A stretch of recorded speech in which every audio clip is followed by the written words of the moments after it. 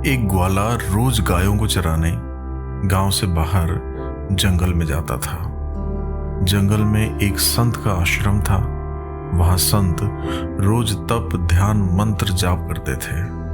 ग्वाला रोज संत को देखता तो उसे समझ नहीं आता था कि संत ये सब क्यों करते हैं। ग्वाले की उम्र कम थी।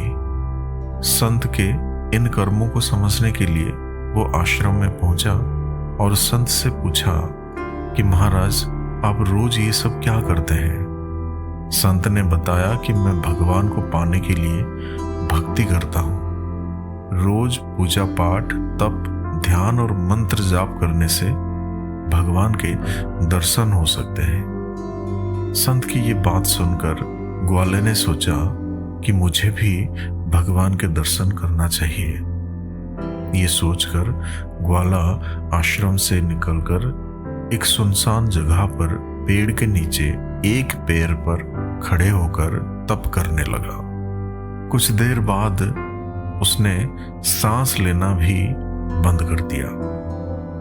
ग्वाले ने सोचा कि जब तक भगवान दर्शन नहीं देंगे मैं ऐसे ही रहूंगा। छोटे से भक्त की इतनी कठिन तपस्या से भगवान बहुत जल्दी प्रसन्न हो गए। वे ग्वाले के सामने प्रकट हुए और बोले कि पुत्र, आंखें खोलो, मैं तुम्हारे सामने आ गया हूं। ग्वाले ने आंखें खोले बिना ही भगवान से पूछा कि आप कौन हैं? भगवान बोले कि मैं वही ईश्वर हूं जिसके दर्शन के लिए तुम तप कर रहे हो।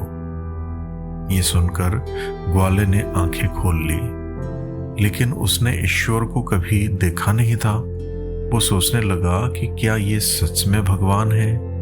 क्या ये सच में वही भगवान है? तो सच जानने के लिए उसने भगवान को एक पेड़ के साथ रस्सी से बांध दिया। भगवान भी भक्त के हाथों बंध गए। ग्वाला तुरंत दौड़कर उस संत के आश्रम में पहुंच गया और पूरी बात बता दी। संत ये सब सुनकर हैरान थे। वे भी तुरंत ही ग्वाले के साथ उस जगह पर पहुंच गए। संत उस पेड़ के पास पहुंचे तो वहां कोई दिखाई नहीं दिया। भगवान सिर्फ ग्वाले को दिखाई दे रहे थे। संत ने बताया कि मुझे तो यहां कोई दिखाई नहीं दे रहा है। तो ग्वाले ने भगवान से इसकी वजह पूछी। भगवान ने कहा कि मैं उन्हीं इंसानों को दर्शन देता हूं जो निस्वार्थ भाव से मेरी भक्ति करते हैं।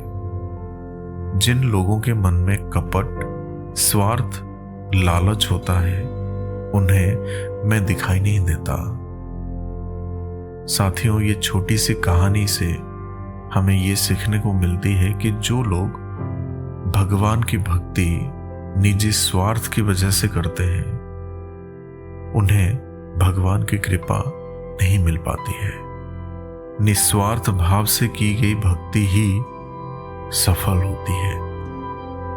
साथियों, आशा करते हैं ये छोटी सी कहानी आप लोगों को पसंद आई होगी।